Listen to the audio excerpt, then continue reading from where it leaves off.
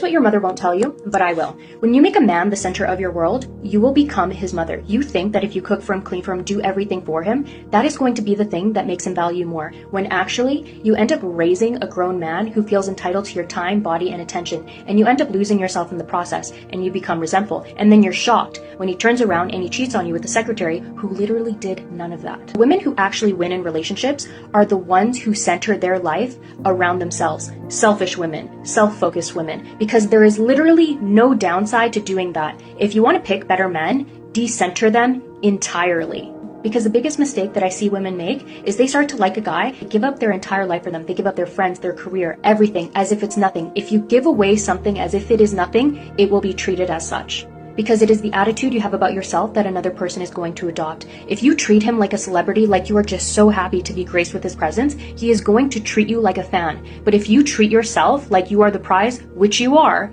you will turn him into a believer. All right, people. So you heard what this woman had to say.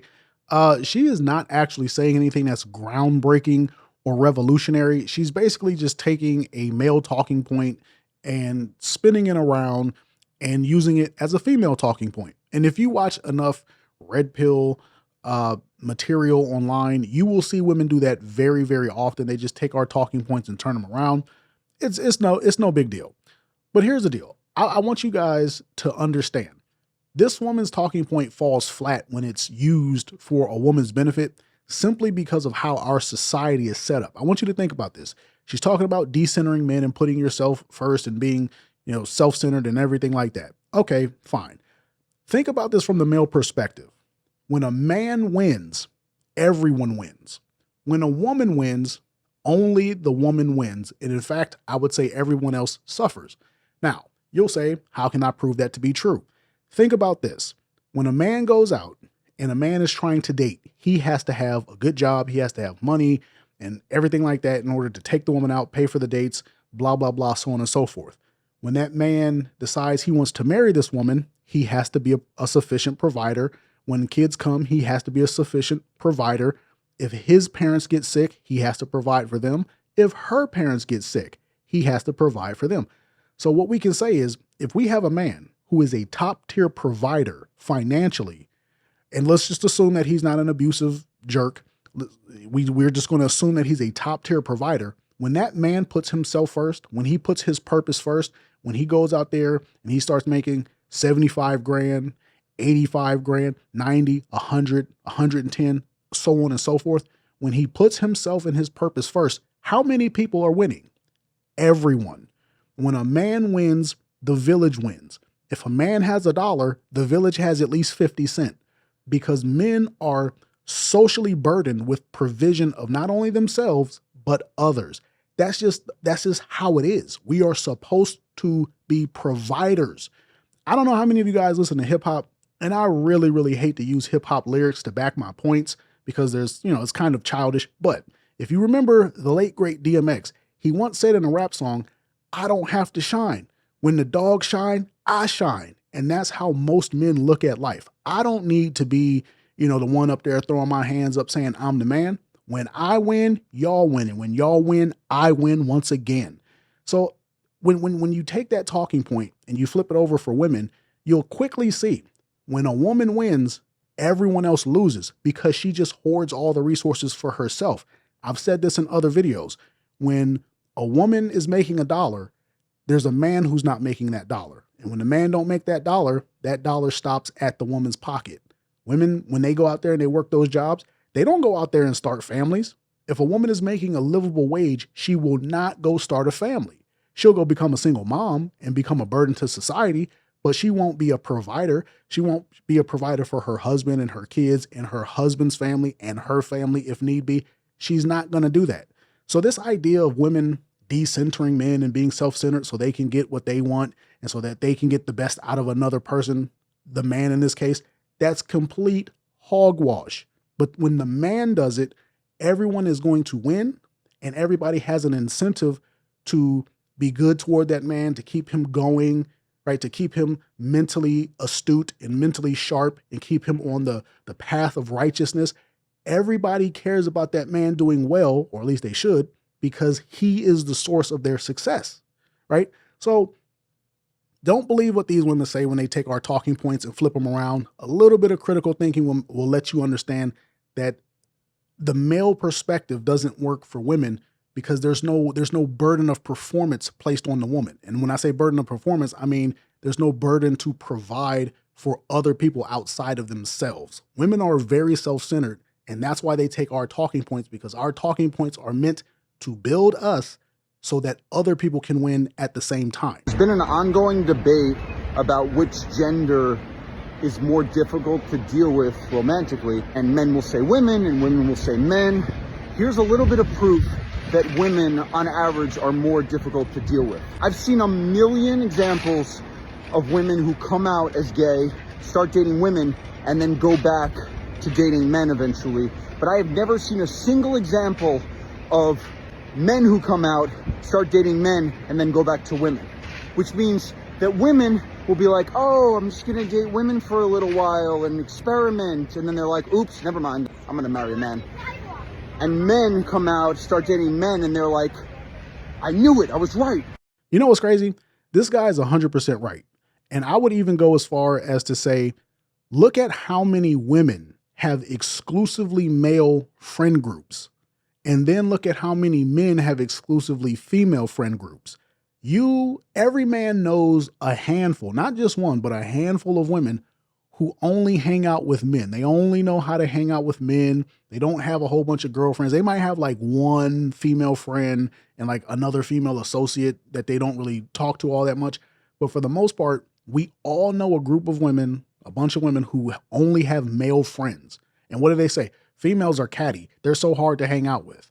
Women do not do well together. For the most part, female friendships only work. They only last because women know each other's dirt. Now, they will reinforce each other's bad decisions and bad behaviors, but for the most part, they know each other's dirt, so they're frenemies. They don't want to let this person go off into the wild and tell all their dirt. You'll see even look at businesses. How many female-only gyms have you ever seen? You've probably seen them, but they always fold. Why? Because women, they hate each other. There's always that woman at the gym who hates the other women, or women just get together and they hate one another and they can't emotionally regulate themselves. And what happens is they stop frequenting the gym, right? But then they'll go to the male gym and all of a sudden they can go there and they get what they need mentally and emotionally, but somehow they're always getting sexually harassed and somehow they're always getting hit on, but they never stop going. That's the craziest part. You're not getting sexually harassed at the female only gym. You're not getting stalked at the female only gym. There's nobody, threatening to physically hurt you at the female only gym, but you don't want to go there. But you'll stop going where it's actually safe, but slightly annoying, to go to where allegedly, according to women, it's unsafe, but you'll keep going there. Why? Because there's men there. Because they just want they want social interaction, and they want to be around men because men are emotionally regulated and they're not catty and vindictive and petty like women.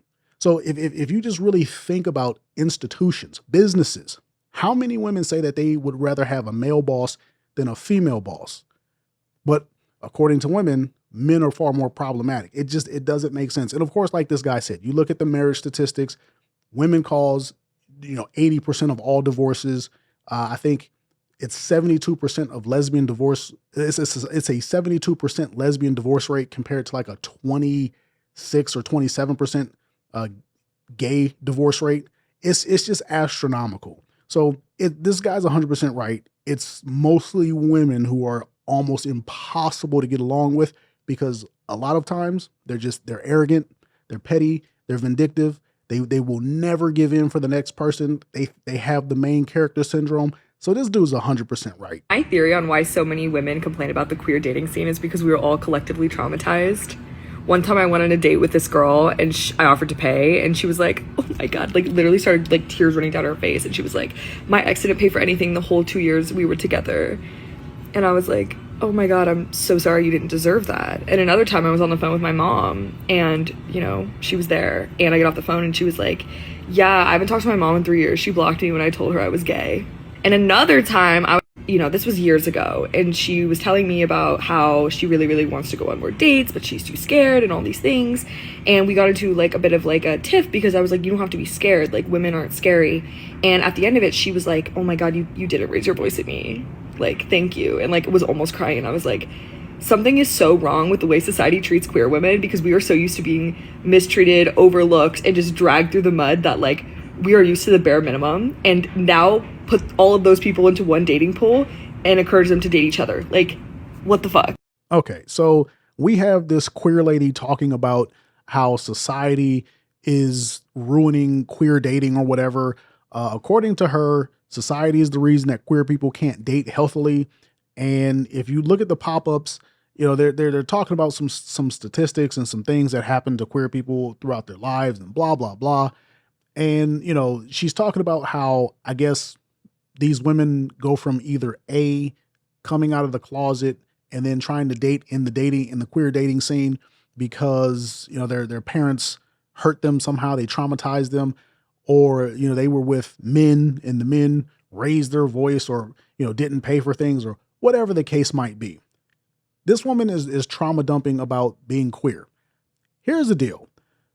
If you men are straight and you're out there dating allegedly straight women, I want you to understand there is a very high probability that the woman you're trying to date has gone queer at some point in time. She's had a lesbian experience. She's dated women, that whole deal.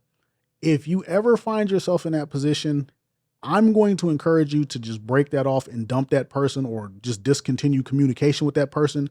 And the reason being is because this woman is talking about trauma. Everything is trauma according to this woman. And I get that, you know, people have their traumas, but most women are not, like, they're not trauma addicts until they go queer.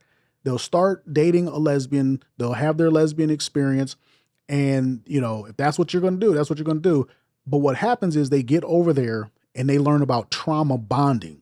So they'll build this intense bond with this other woman based off of trauma. And the woman who was initially straight, she won't even have no real trauma. It's just the gay girl is going to convince her that everything in her life has been trauma. Your dog is barking in the morning, that's trauma. Them kids yelling at the school bus in the morning, that's trauma. Everything is trauma. So they become embroiled in this cycle of trauma. Everything is trauma. They learn how to view everything as trauma. They learn how to, essentially it's professional victim academy, right? And then they'll get out of that relationship and come back to the straight side of things. And then all of a sudden they want to trauma bond with you. But as a straight man, you're not going to be out there looking at everything as trauma. You're going to look at everything as a growing experience or just, oh man, that was messed up. And you're just going to move on. But they want to analyze the stuff deeply and they want to, you know, teach you how to trauma bond and they want to, you know, unpack their trauma and give it to you and, you know, unpack your trauma and they'll take it and run with it. And it just becomes this thing. And when problems inevitably arise in your guys' relationship, they are 100% going to look at that as trauma and you're traumatizing them. And so the cycle starts all over. Or what they'll do is they'll say, you know, I have this trauma in the past when men yell at me and blah, blah, blah. You can't yell at me. So now you can't hold her accountable because everything is trauma.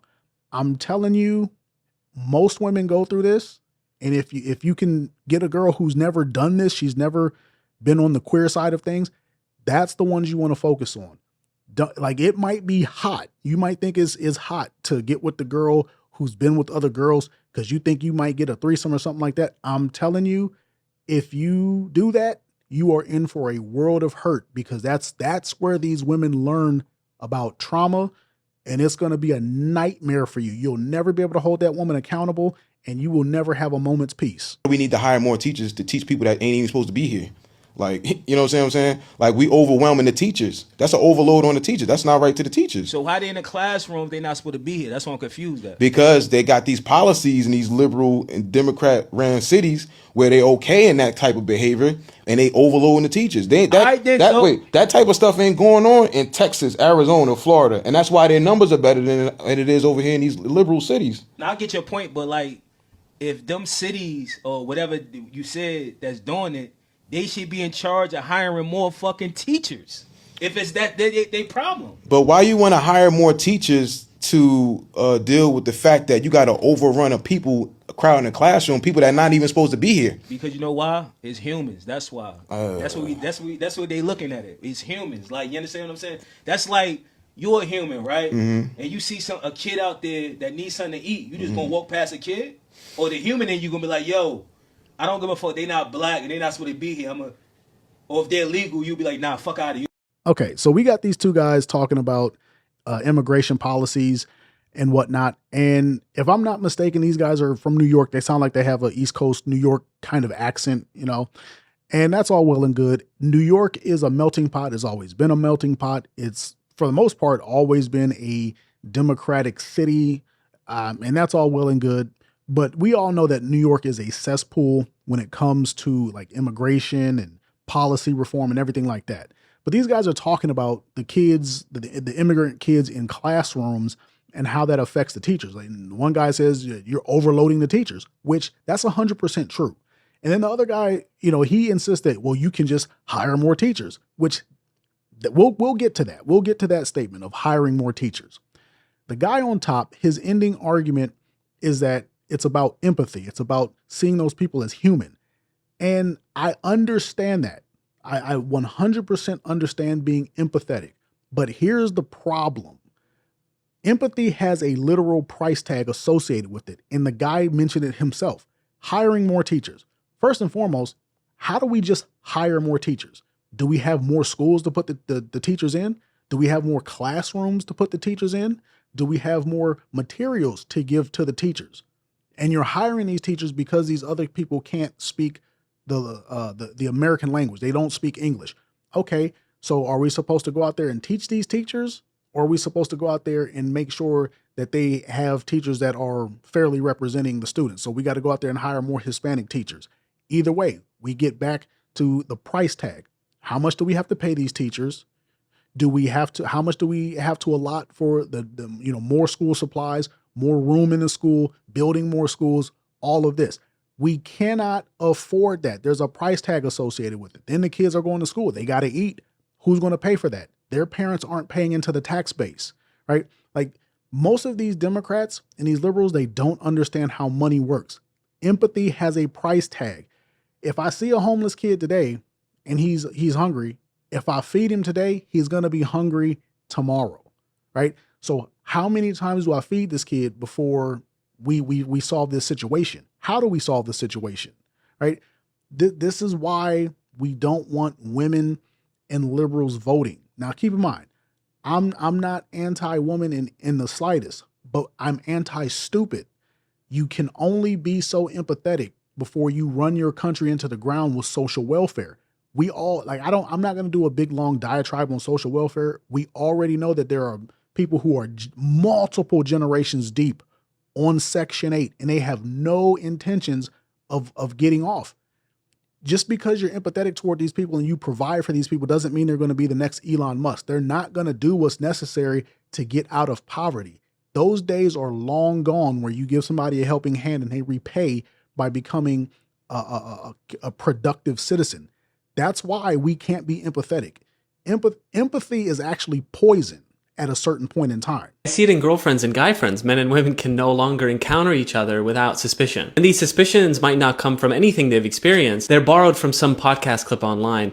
So there's an entire industry online now poisoning the dating well. So now I don't encounter a woman authentically. There's a preemptive distrust and defensiveness. I'm constantly assessing risk instead of just experiencing her. Something is ordinary and natural and universal as men like to chase women, women like to be chased. You go on the internet and it's spun to reveal some dark truth about male entitlement and aggression, or on the other side that women will take advantage of you. What's happening through the internet is so tragic because it also becomes a self-fulfilling prophecy, where when you're more suspicious and guarded and they respond to that guarded energy by being a bit cold, you say, I knew I couldn't trust them. Also, something has to be said about a culture that is obsessed with psychologizing everything. There's a diagnosis for every little behavior and it's so paralyzing. A miscommunication is a narcissistic tendency. Wanting space is having attachment issues. So now I can't just encounter you as you. You represent all my worst theories. All right. So what this guy is talking about is actually 100% correct. But the problem is he's what I like to call a day late and a dollar short for this particular argument. You know, he's basically arguing something that should have been argued back in 2016 or so. He's basically saying that, you know, the internet and all the, you know, social media has pretty much weaponized men against women and women against men and things like that. And to a fair extent, that's true. Like, you know, people have blown certain issues out of proportion, but the problem is we're way too far down the road. We've gone either too far left, too far right, whichever direction you want to choose. We've gone too far to that particular direction, and there's no bringing it back. We will never go back to pre-pandemic levels of social interaction. And the reason for that is what he says is men and women have both been lied to. And I'll say yes, to a certain extent, yes, but to a far greater extent, it's mostly women who have been lied to. You know, women have bought into all the lies that every man is dangerous. You know, you got the man versus the bear. You know, we've always had this lie of, you know, 1 in 4 women will be intimately assaulted, and only women get to decide what intimate assault is. And then online, everything is intimate assault. Any interaction, however slight, if it's physical, is, you know, intimate assault. So, you know, they get to decide unilaterally that they're all being assaulted. Now, on the flip side, when you look at men are all being taken advantage of. You know, if you look at a man's ability to get the attention of a woman and to get a female audience, you know, for dating, and you look at a woman's ability, it's night and day. It's basically 10-1. For every 10 women that a man has to talk to, a woman only has to talk to, you know, 1 man to get that person's attention. And it might, you know, realistically, it's probably greater than that. It's probably like 100-1. Look at the numbers of Tinder and Bumble and, you know, all the other dating apps. A man has to swipe right like 100 times more than a woman. Well, actually, it's like 200 times. I think the numbers are that a man has to swipe right 200 times on average to get a match, as to where a woman only has to log on and the matches are already there. So when you look at it from that perspective, women can get a man's attention very easily. A man can't get a woman's attention. So when you roll that into dating, a man is definitely going to he's definitely going to get taken advantage of, because that woman, she can just use that app as a merry-go-round. She can use it as a toy to just get attention and get fun and get, you know, food and drink, and then she can move on to the next guy. A man can't do that. So obviously it's going to breed contempt for the opposite sex. So it's like, I get what he's trying to say. Like, yeah, you know, things aren't quite as bad. You know, people are still getting married. You go out, you still see couples, you still see men and women enjoying each other. But like I always say, look at the actual interaction. Look at how many men are actually talking to strange women. Look at how many women and men are actually talking and socializing. You have people and you have alcohol and you have them all in the same space, and there's music going and drinks flowing. But what is the actual interaction? It's next to zero. So what this guy is saying is true, but it's like 10 years too late, right? When people started taking notice of the social divide between men and women, they should have addressed that before 2020. After 2020, it's on steroids, and we're never bringing it back. The absolute worst statistic when it comes to dating apps. Ready to know what it is? Guys, look this up. 68% of men report getting friend zoned from a dating app. All right, I'll look it up. Look at that, couldn't find it. I found this article which mentions the 68 percentage, and it links it to another article in which the article says that 2/3 of relationships couples reported to start off as friends, research finds. 68% of men. Tell me, does that sound anything like 68% of men report getting friend zoned from dating apps? I read it as a sample size of couples in a study. Research found that 68% of those couples, their relationship began platonically before it was romantic. They match with a girl, they go out with them, and then they get friend zoned. So a man matches with a woman on a dating app and goes on a date, and then the woman doesn't want a second date. You are interpreting as women friend zoning men. 68% of men report this out of this study coming from Trust Me Bro University. Conveniently, no women were available for comment. I cannot think of anything worse. I would rather get spit in the face than go on a date with a girl and get friend zoned. How about you stop framing it in a way that makes men out to be victims when they're not? When all that's happened is a man went on a date with a woman who doesn't want to go on a second date with him. That's it. Dating apps are trash. That's the only thing I'll agree with you on. But I gotta say, I have no doubt that the mentoring program that you're trying to hawk to single, lonely, vulnerable men, if dating apps are trash, this is definitely a landfill. You hear 68% of men report getting friend zoned by women on dating apps. I hear 68% of men failed to build rapport, chemistry, and connection with a woman that would make her interested in wanting to go on a second date with him. Which hypothesis sounds more likely? Michael Sartain and a male feminist essentially arguing the same statistic just from different perspectives. Michael Sartain puts this in the perspective of 68% of men are going on dates, like they're swiping on Tinder and Bumble and all of that, and then they're going on dates and they're getting put in the friend zone. Now, the male feminist guy calls him out, and I agree. There's really no way to necessarily corroborate that statistic because we don't have the study. But the male feminist guy, he did have a study that said 68% of men are, or 68% of couples are starting off as friends. Okay, we all know whether you're a male feminist and you are on TikTok, Tinder, whatever, or TikTok or Instagram or whatever, or you are a pickup coach like Michael Sartain, either way, you have a product to sell. Michael Sartain is regular on Fresh and Fit and Rollo Tomasi and things like that. And, he pushes his course, good for him. He is a bit of an actor. He's a bit of a clown, but there's a whole ecosystem for that. So I'm not knocking him on that. And the male feminist, I think he's a loser too. I think these guys are more predatory than even the red pill guys. They know what they're trying to do. They're using this hustle to get women. I don't know if it's successful. I hope it is. I hope it's worth the embarrassment, but that's neither here nor there.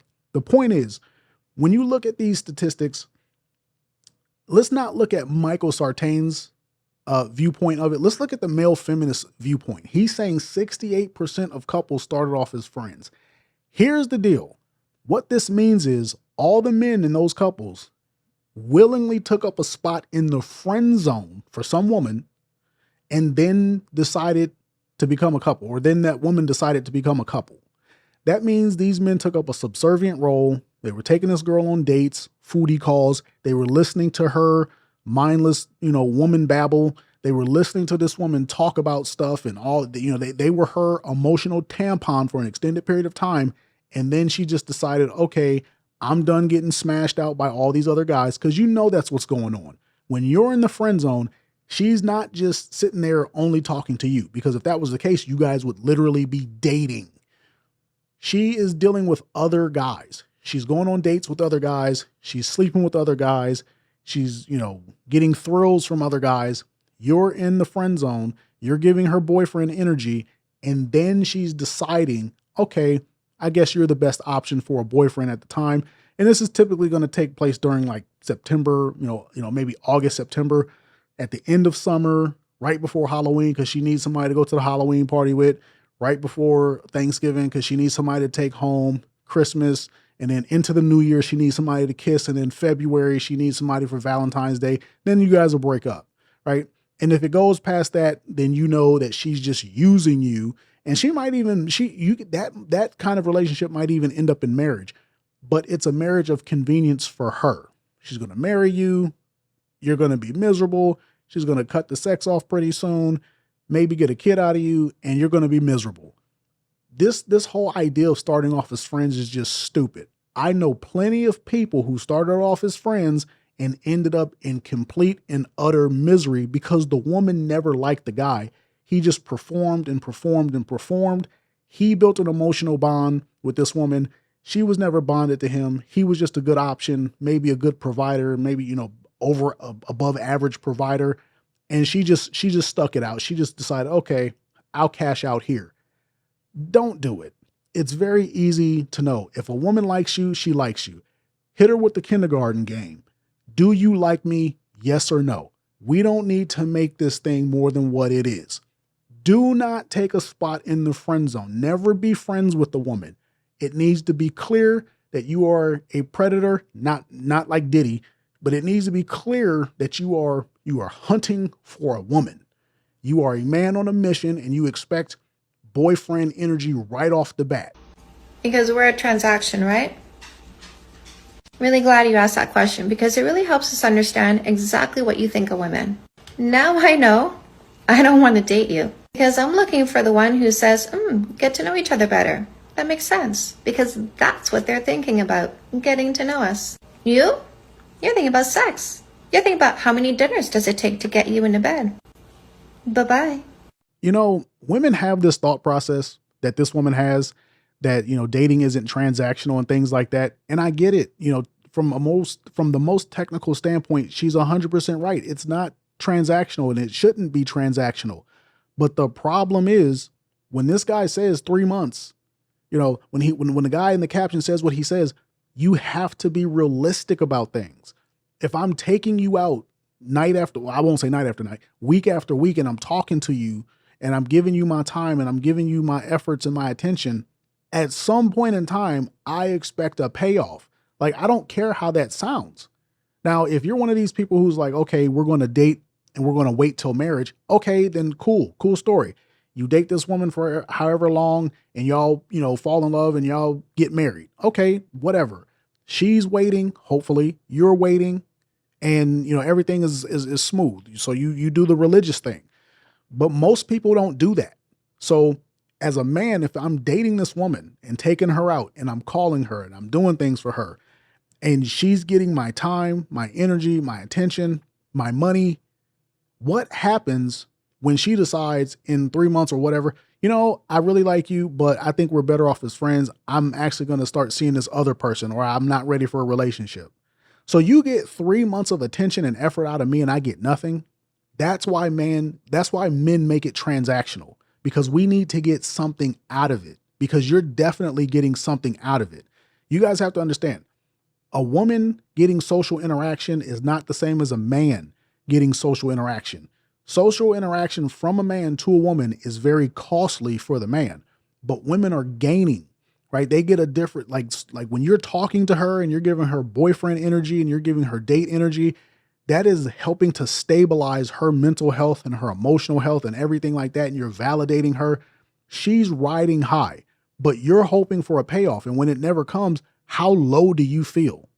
Right? So women don't want to make things transactional because they don't want they don't want it to be a situation where there's a code that's been cracked. They don't want it to be, okay, if he does, thing XYZ 10 times, I owe him. They don't want it to be like that.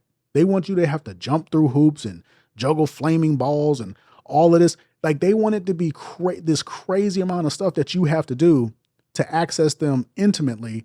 And it's like, if that's the case, what is the point?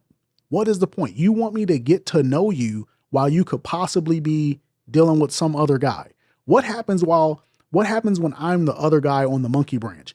You're already in a relationship and you're using me to escape that relationship. But then you decide, you know what? I'm not going to move the relationship. And come to find out you were already with this other person. How am I supposed to feel about that?